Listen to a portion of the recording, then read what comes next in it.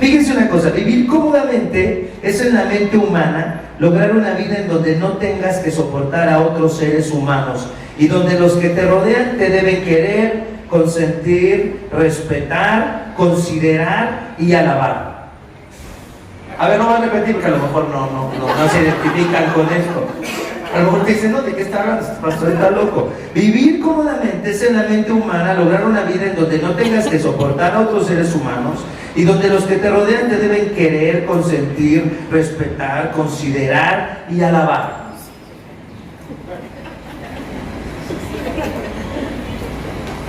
¿Por qué me ponen esa cara? ¿No quieren ustedes eso?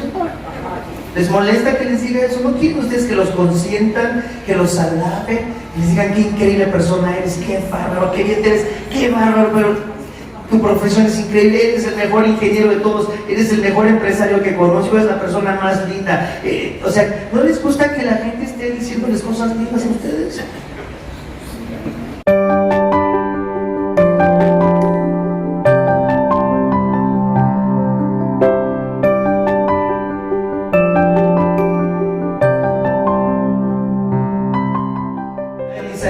Texto, Isaías capítulo 5, vamos en el capítulo 5 y vamos a leer de los versículos 8 al 16. Isaías 5, versículos del 8 al 16.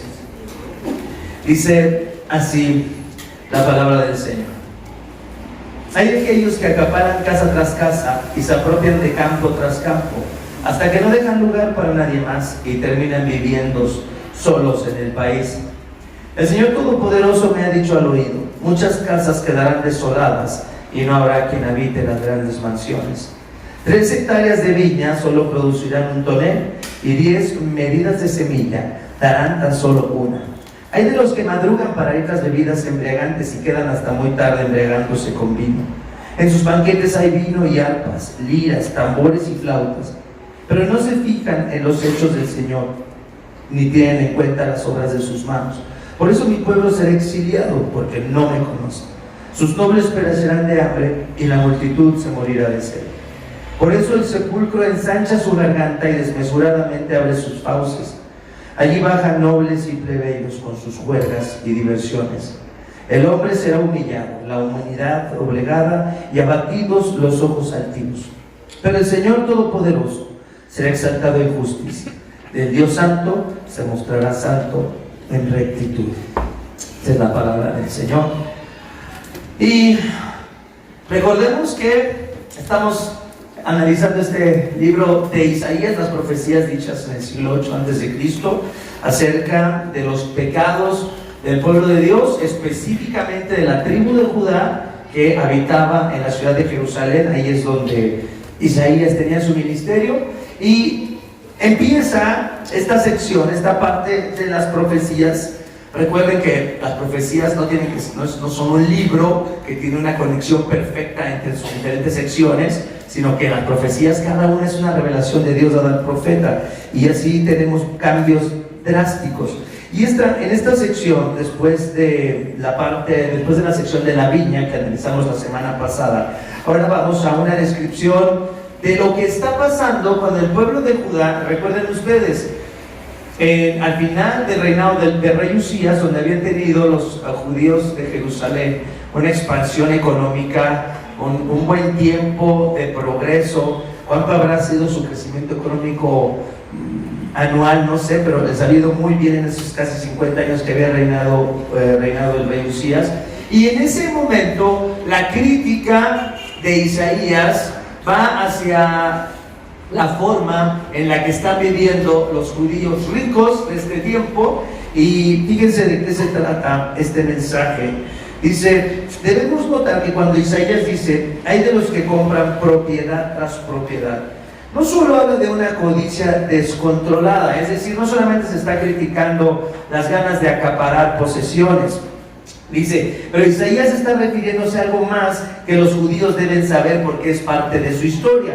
Las leyes que Moisés le dio al pueblo incluían esta idea de que la tierra era del Señor y de que los judíos, los israelitas, no podían tratar la tierra que Dios les había dado como si fuera propia. no podían utilizarla como ellos quisieran, no podían comprarla, venderla, acaparar, no podían hacer lo que ellos quisieran con la tierra. Para esto quiero que vayamos a Levítico, capítulo 25, versículos 23 al 28, porque cuando leemos así rápidamente esto podemos decir, bueno, eran codiciosos. Y si este pasaje habla de la codicia, pero algo muy importante, habla también de una rebelión, no solamente una rebelión en contra de un pecado muy humano que es la codicia, pero nos habla de una rebelión en contra de un mandamiento, de una ordenanza que Dios le había dado a su pueblo y que estaba muy clara y que ellos deberían de haber seguido.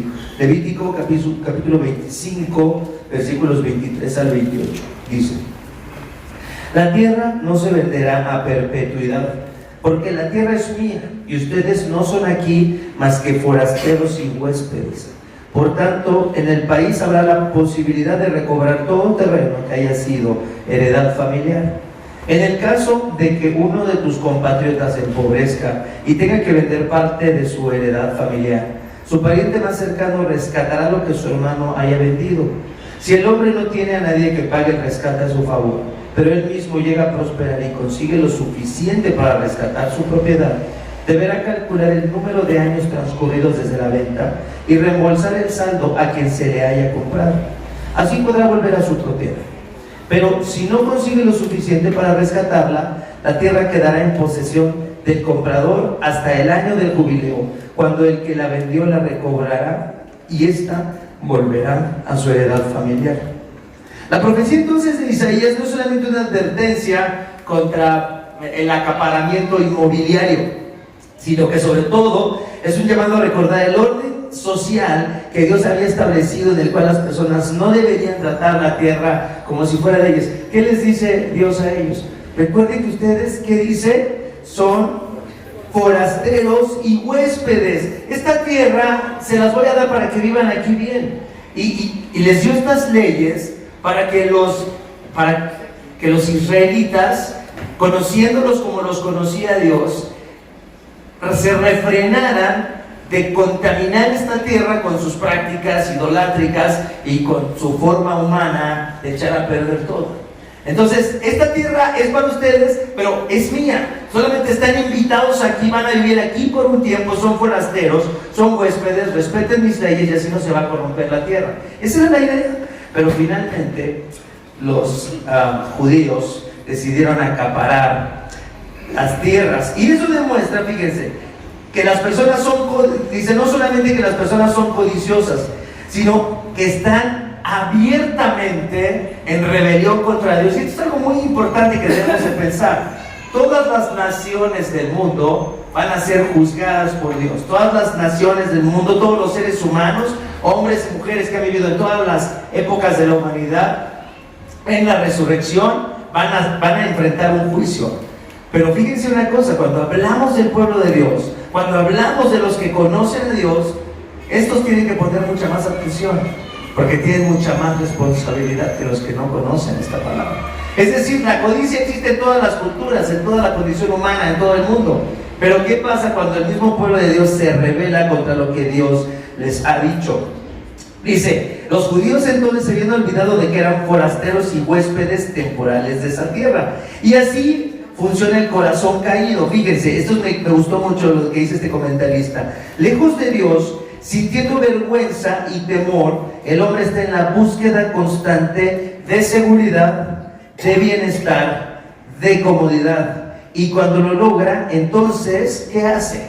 Cuando logras seguridad, cuando logras comodidad, cuando te sientes muy bien en un trabajo, en una posición, en un lugar donde vives, ¿qué es lo que quieres? ¿O qué es lo que no quieres? No quieres cambiar esa situación, no quieres perder esa circunstancia, te aferras a esa circunstancia. Entonces, tenemos que entender que los que estaban acaparando propiedad tras propiedad, realmente lo que estaban haciendo es asegurarse el futuro, cuando no había futuro. Asegurar a su familia y decir, mi familia va a quedar súper bien protegida. ¿Y cuál futuro? Se los iban a llevar al exilio. Los israelitas habían andado 40 años en el desierto, después de años de esclavitud. Querían un descanso, y ese descanso estaba en la tierra prometida.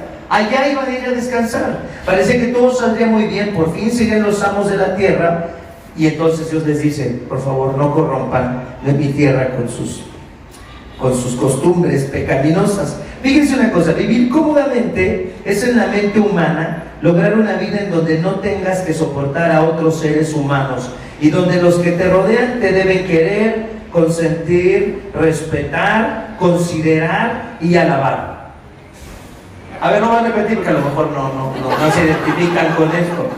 A lo mejor te dicen, no, ¿de qué está hablando? Este pastor está loco. Vivir cómodamente es en la mente humana lograr una vida en donde no tengas que soportar a otros seres humanos y donde los que te rodean te deben querer, consentir, respetar, considerar y alabar.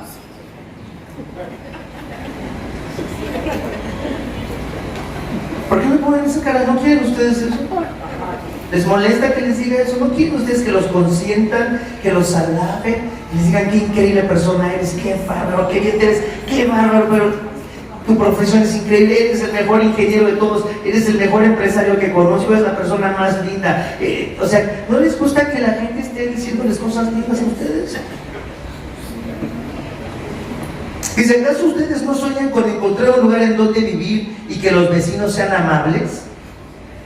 Y que poden el pasto a tiempo y que paguen el mantenimiento puntualmente, que no lleguen borrachos haciendo escándalo, que no sean fiesteros, que no tengan perros que ladren. ¿No sueñan ustedes con encontrar un lugar así? Que nunca necesiten nada, que sean educados. ¿No quieren ustedes que no haya colas en el banco? No dicen cuando ustedes dicen, hay una caja vacía, no toda la gente corre desesperadamente y son capaces hasta de atropellar a una viejita con tal de llegar a la caja que no tiene gente. Cuando el Señor les dice a los judíos que están acaparando propiedad tras propiedad y les dice, ¿quieren habitar ustedes solos en la tierra? Claro que sí, yo quiero habitar solo en la tierra. Yo quiero que cuando llegue al súper no haya nadie, que no me hagan perder el tiempo. Yo quiero que cuando llegue al banco, el banco sea mío, es mi banco, ¿no? Soy cliente Premier, ¿no? Para eso soy cliente Premier, para que esté solo el banco, ¿no? Y que cuando yo llame me contesten inmediatamente cuando tengo que usar el banco, en el teléfono. Ustedes no quieren eso, son muy raros ustedes.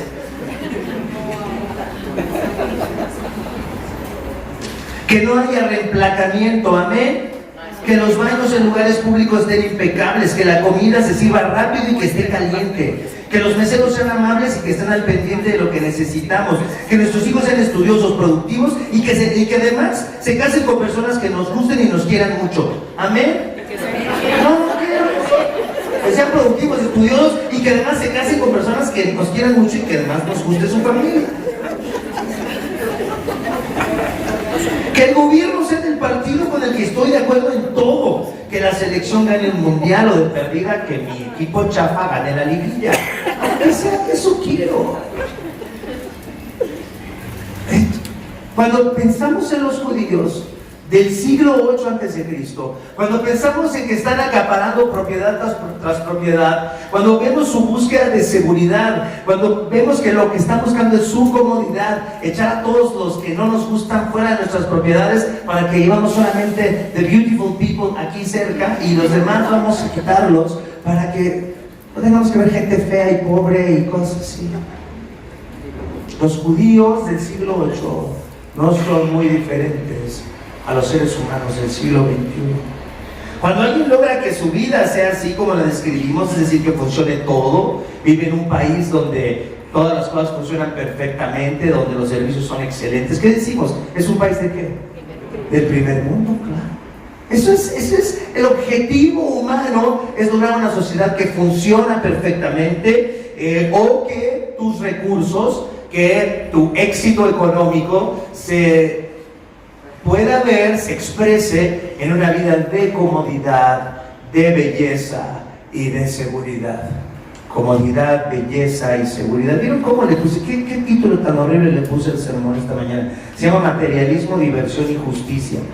Materialismo, Diversión y Justicia. Cuando lo leí al final dije, parece título del Fondo de Cultura Económica. Pero es la verdad.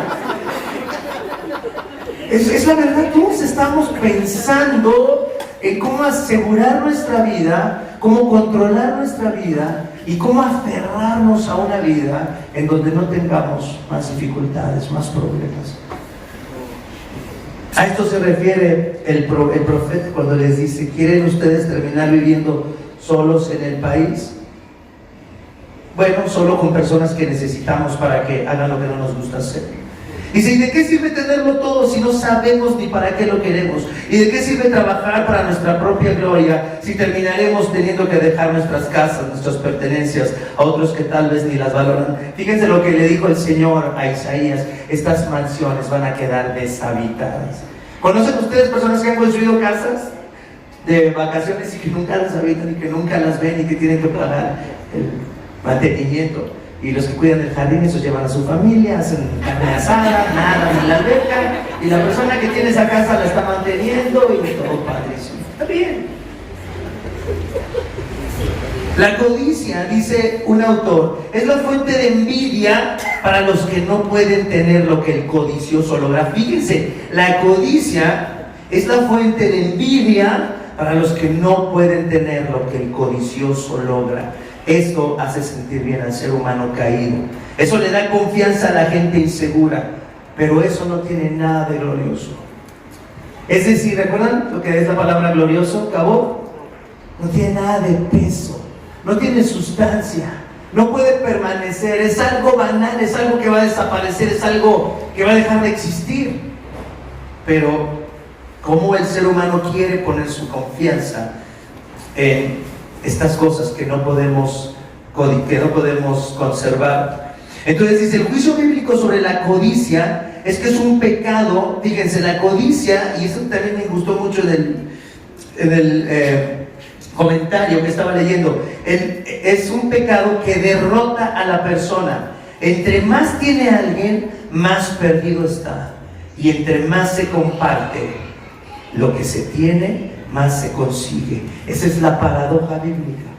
Esa es la paradoja. Entre más consigo, entre más tengo, más perdido estoy. Entre más comparto, entre más doy, estoy entonces consiguiendo más. Es la paradoja bíblica, es el primer punto, una triste paradoja. Mateo 16, 25 y 26, fíjense lo que dice, ya en el Evangelio, lo que dice el Señor Jesús: porque el que quiera salvar su vida la perderá, pero el que pierda su vida por mi causa la encontrará. El que quiera salvar su vida la perderá, pero el que pierda su vida por mi causa la encontrará. Es decir, si logras lo que tú quieres sin Dios, es una señal de condenación.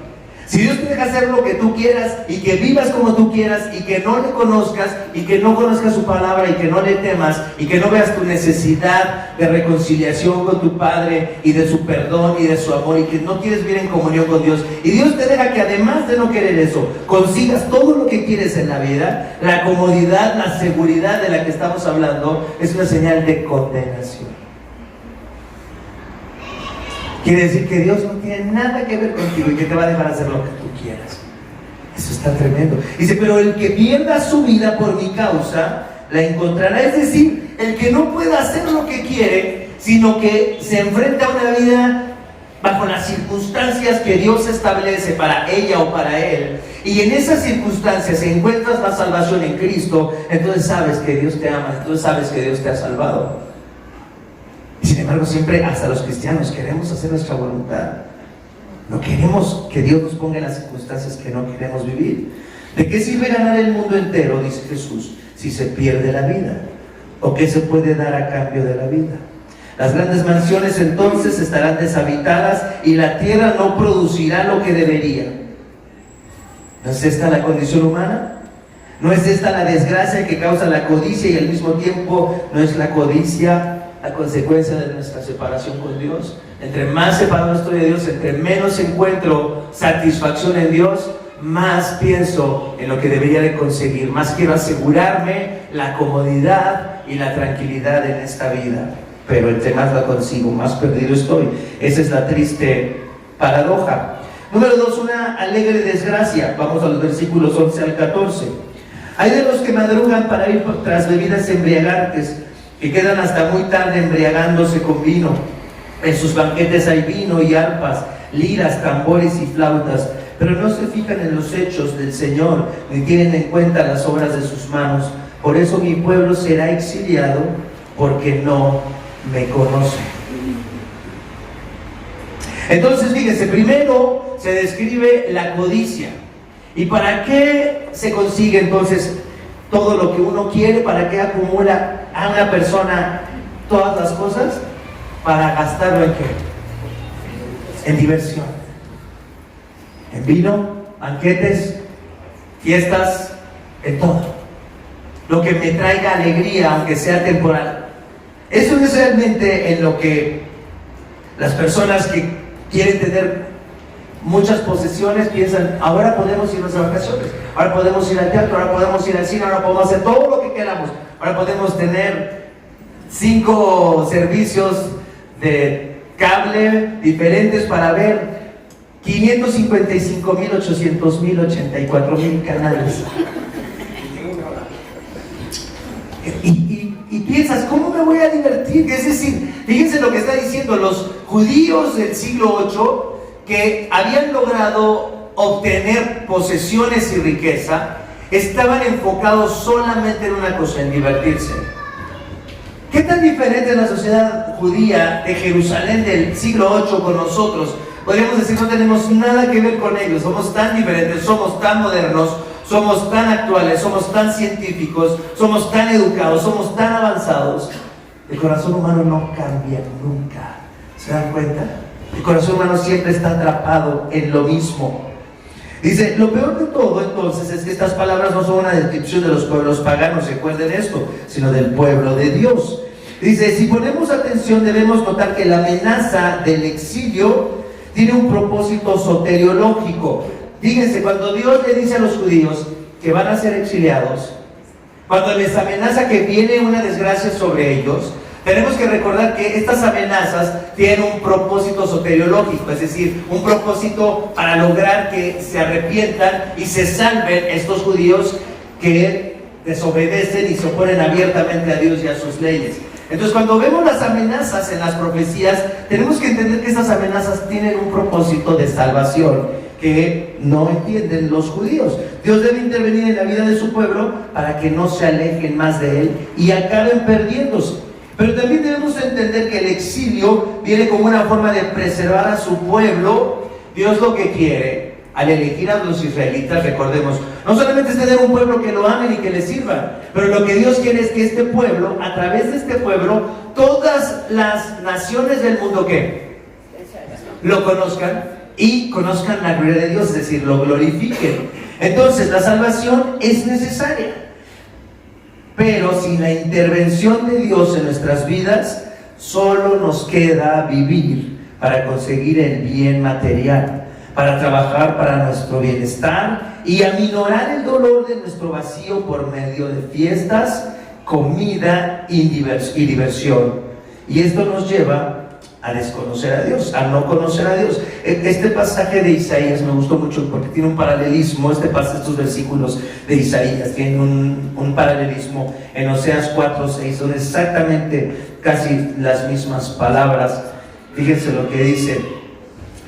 Isaías dice, pero por eso mi pueblo será exiliado porque no me conoce. Pero Oseas 4:6 dice, pues por falta de conocimiento mi pueblo ha sido destruido. Puesto que rechazaste el conocimiento, yo también te rechazo como mi sacerdote. Es decir, le dice Dios a su pueblo, ustedes deberían ser mis sacerdotes, ustedes deberían estar entre mí y los que no me conocen para que me puedan conocer. Ese es el mismo trabajo que tiene la iglesia. Estamos entre Dios y los que no conocen a Dios y deberíamos de dedicar nuestras vidas a ese sacerdocio. ¿No dice eso el apóstol Pedro? ¿No? En su primera carta, ¿qué dice? Ustedes son real sacerdocio, nación santa, pueblo escogido por Dios para anunciar que virtudes del que nos llamó de las tinieblas a su luz admirable.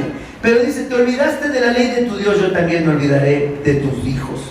Sería muy fácil quedarnos hasta aquí y pensar, bueno, estos judíos de verdad son incorregibles, Señor, pues qué bueno que nosotros no somos así.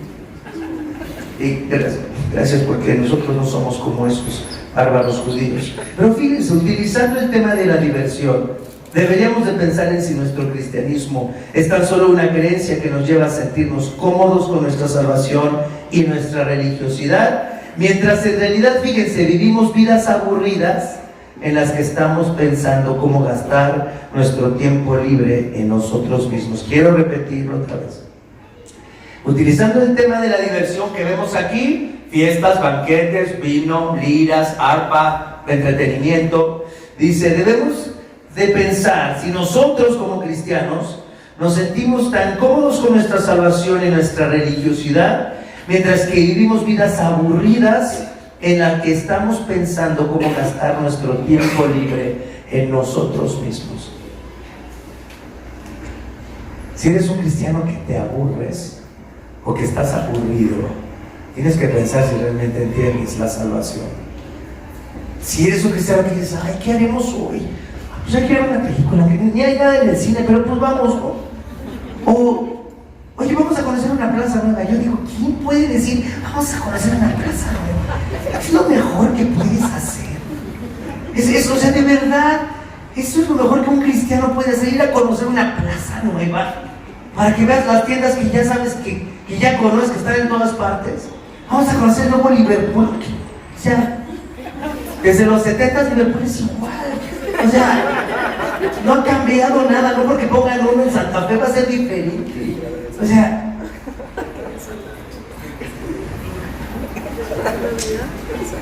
no estoy diciendo que es malo divertirnos, pero si piensas en la semana cuánto de tu tiempo lo dedicas a servir a Dios por medio de servir a otros, y cuánto tiempo pasas viendo series, películas y en otras formas de entretenimiento, tienes que cuestionarte eso. ¿Cuánto tiempo en la semana dedico a divertirme, a ver tele, a ver videos, a ver memes? O sea, ¿cuánto tiempo en la semana realmente gastas en diversión que no te lleva a nada? Pero porque la pregunta fundamental que quiero que comprendamos en esta mañana es que cuando vemos a los judíos divirtiéndose tanto, podemos decir qué corrompidos estaban, qué tremendo pueblo, eran rebeldes, unos salvajes fiesteros. No estamos hablando de eso. Estamos hablando de que el ser humano, alejado de Dios, no puede buscar otra forma de vivir más que su seguridad, más que sentirse cómodo y dedicar lo que pueda a divertirse. Y eso, estamos hablando de la gente que no conoce a Dios, no, estamos hablando de los israelitas, de los judíos de Jerusalén. Pero también nosotros tenemos que pensar como cristianos, si solamente estamos pensando cómo disfrutar de nuestra fe puesta en Cristo, que si vamos a ir al cielo, y luego simplemente estar pensando cómo gastaremos nuestro tiempo para divertirnos. Y si vivimos en una época en la que no nos cuesta nada ser cristianos, no tenemos que enfrentarnos a la persecución abierta. Podemos pasar la mayor parte de nuestras vidas enfocados en nosotros mismos, en la búsqueda de nuestra comunidad, en la búsqueda de atesorar cosas y en la búsqueda de placer antes que en servir a otros y dedicar nuestro tiempo para mostrar la gloria de Dios a este mundo. Me encantó esta frase de C.S. Lewis que ayer accidentalmente alguien puso en internet. Quiero decirles que ya desde el viernes había mandado mi sermón, ya le había mandado apoyo para que no crean que lo hice anoche, pero me gustó tanto que lo puse. Dice, todos se sienten benévolos cuando no existe algo que les moleste. Es así que un individuo convencido de que tiene un buen corazón y de que sería incapaz hasta de matar una mosca, se consuela fácilmente con sus vicios restantes, aunque jamás haya hecho un sacrificio por un semejante. Pensamos que somos bondadosos cuando en realidad solo somos felices. ¡Qué cita! ¡Qué profundidad de pensamiento! Fíjense lo que dice. Una persona se siente que es una buena persona, incapaz de hacer nada malo, se consuela fácilmente con sus vicios restantes, aunque jamás haya hecho un sacrificio por un semejante. Pensamos que somos bondadosos cuando en realidad solo somos felices. Yo quiero preguntarte en esta mañana, ¿estás buscando la felicidad? ¿Eso es lo que quieres? ¿Estar feliz? ¿Eso es lo que buscas? La felicidad en un matrimonio, en una carrera, en un negocio. ¿Esa es tu vida? No es nada diferente a la vida de los que no conocen a Dios, de los que no leen la Biblia, de los que no cantan alabanzas a Dios, de los que no van a la iglesia los domingos. Es exactamente la misma vida y los mismos objetivos y los mismos propósitos de los que no conocen a Dios. Claro, tú dirás, bueno, los pastores y los misioneros para eso les pagamos, para que se dediquen a eso. Sí, en un sentido, sí. Pero quiero que tú pienses en que si realmente tú eres un cristiano, entonces deberías de encontrar en todas las diferentes vocaciones que Dios tiene para sus hijos, en todos los diferentes ámbitos, vivir para Dios, honrar a Dios, ser los sacerdotes de Dios, los que estamos entre los que no conocen a Dios y servir a Dios y atender las necesidades de los demás y hacerle el bien a personas que no pueden devolvernos el favor y gastar nuestro dinero en personas que no pueden beneficiarnos en nada. ¿Realmente pensamos en eso cuando pensamos en el uso de nuestro tiempo y de nuestros recursos? ¿Realmente pensamos en eso, en una vida en la que realmente estamos dedicados al servicio de Dios, aunque no seamos misioneros ni pastores? Ves tu negocio, ves tu profesión, ves tus estudios, ves tu matrimonio, ves tu vida en un vecindario como una misión a donde Dios te está llevando para bendecir a otros y estar entre Dios y los que no conocen a Dios. ¿Así ves tu vida? Esa es la pregunta esta mañana. Poner nuestra confianza en las cosas de este mundo, en la vanagloria de este mundo, entonces es algo peligroso. Dice así: ¿podría Dios entonces decir de nosotros como cristianos que no le conocemos? Isaías relaciona esta forma de vivir con la perdición. Fíjense lo que dice: sus nobles perecerán de hambre y la multitud se morirá de sed. Es decir, ninguna persona que solo piense en gastar el tiempo de manera indulgente será saciado. Ni los nobles ni la multitud, pobres y ricos, son culpables de lo mismo en un sentido. Todos viven para ellos mismos, desconociendo a Dios. Y luego dice esta palabra de ahí de Isaías, del texto que leímos, verso 14: por eso el sepulcro ensancha su garganta y despresuradamente abre sus fauces. Allí bajan nobles y plebeyos con sus juergas y diversiones. Una alegre desgracia. ¿La estás pasando muy bien en esta vida? ¿Te está yendo muy bien? ¿Estás divirtiéndote mucho? ¿A eso dedicas tu tiempo, tu dinero? ¿Tienes el dinero para ir a todos los conciertos del año? Tienes que pensar: ¿para qué estoy viviendo?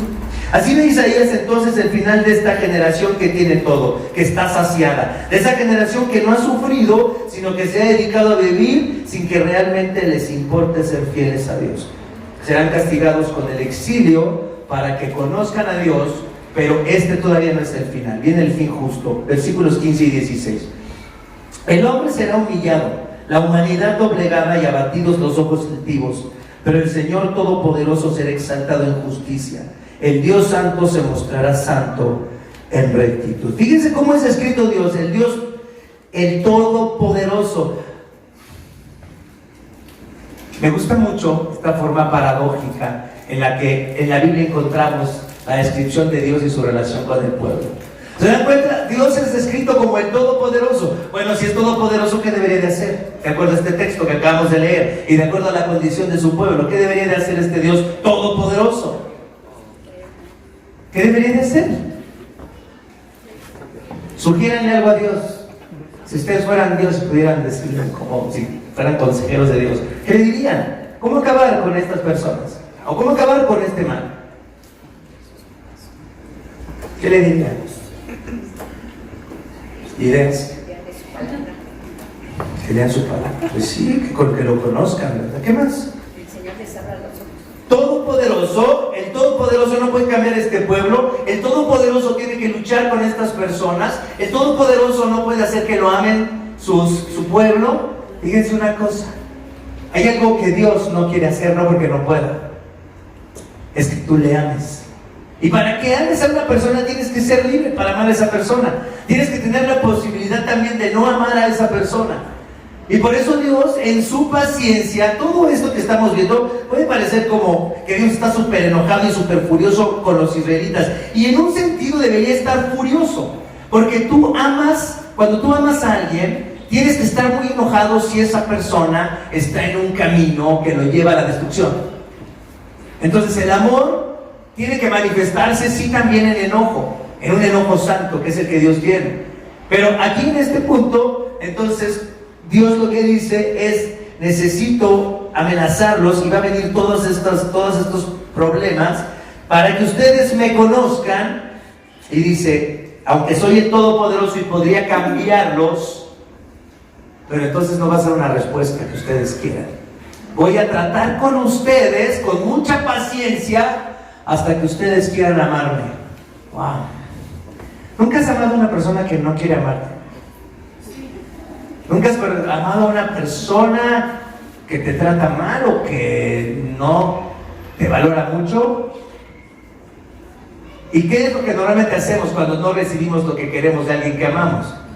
Simplemente nos apartamos de esa persona, simplemente la quitamos de nuestra vida, ya no sentimos dolor porque ya no la tenemos aquí, ya no puede lastimarme. Pero fíjense lo que Dios quiere. Dios quiere estar en esa relación que lo lastima a Él.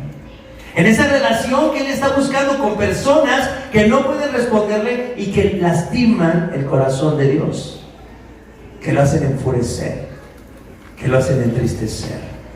Qué bueno es pensar que son los judíos los que hacen eso, ¿no? Qué difícil es decir, yo soy esa persona que hago entristecer a Dios y que hago enojar a Dios. No, yo creo que soy muy buena persona, soy pastor.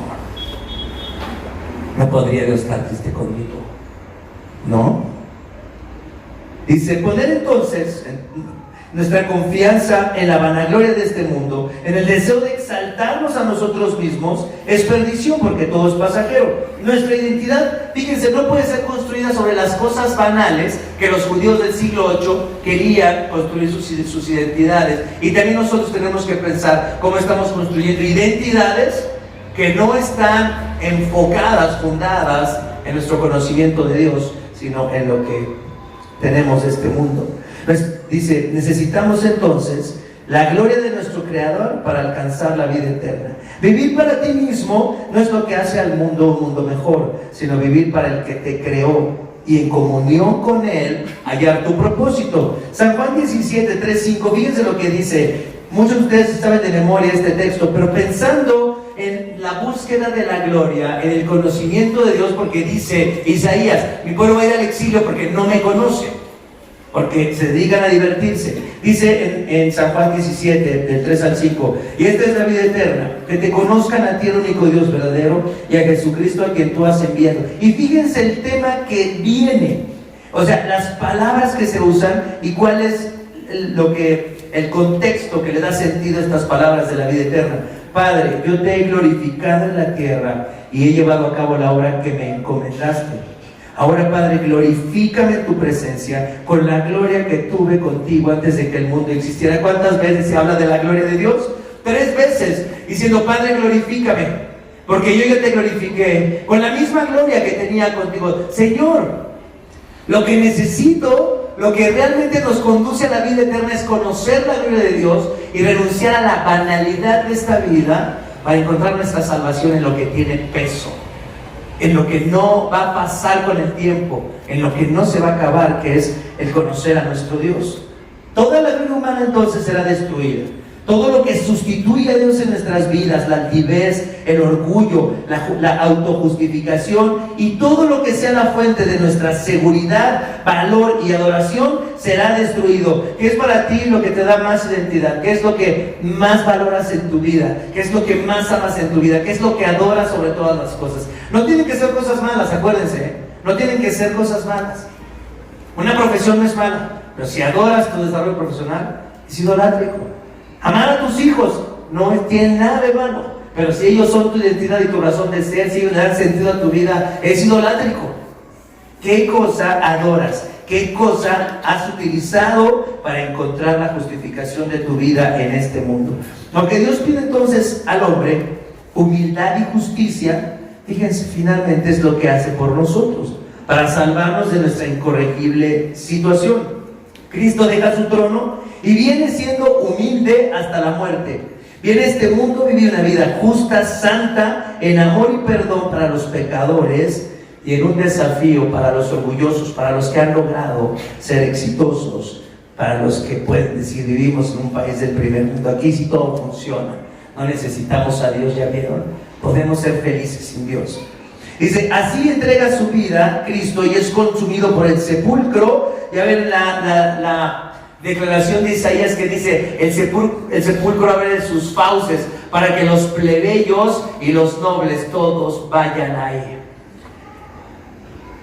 Dice ahora, al contemplar la obra de Cristo somos renovados, somos desafiados a dejar nuestra seguridad mundana para ser exiliados junto con Cristo al mundo y así encontrar nuestro verdadero hogar. Fíjense lo que quiero decir esta mañana. Ves que la invitación del Evangelio es a que, como una implicación de conocer el Evangelio, renuncies a tu seguridad y te arriesgues a vivir una vida en la que realmente vivas para Dios. Ser felices y ser cristianos en este tiempo es muy fácil, es súper fácil.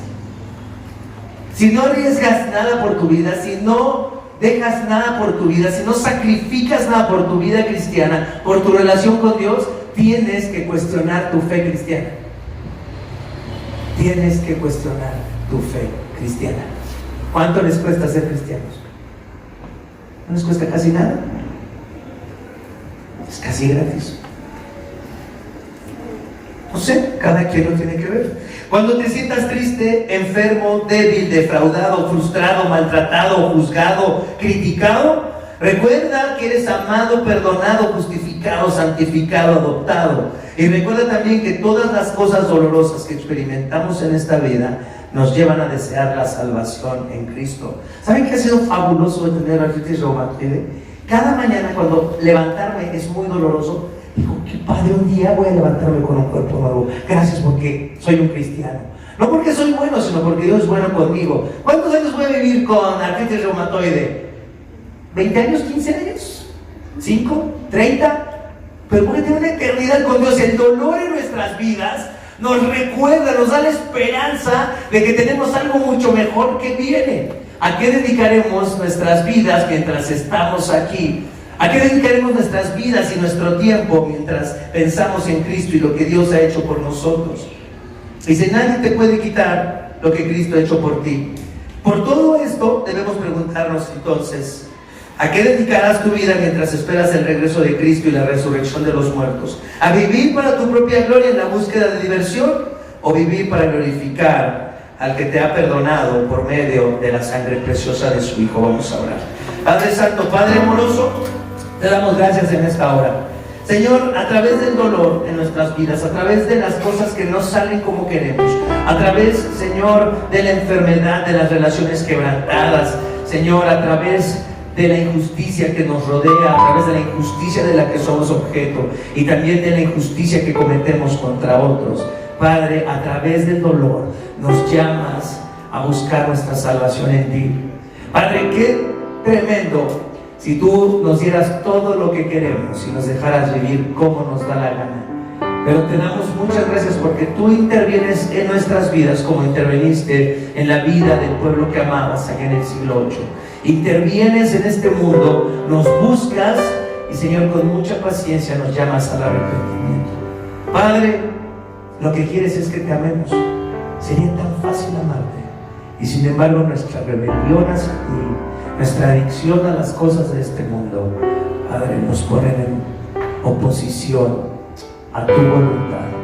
Señor, gracias por mostrarnos, Señor, en los judíos del siglo VIII de Jerusalén, las tentaciones y los pecados de nuestra sociedad y de nosotros, que somos tu pueblo. Perdónanos, Señor. Gracias porque quieres perdonarnos. Gracias porque esta palabra de exhortación es para nosotros.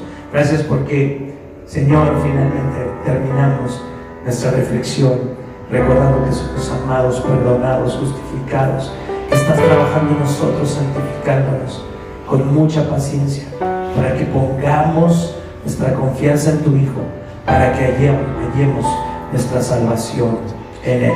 En ese nombre precioso oramos. Amén. Amén.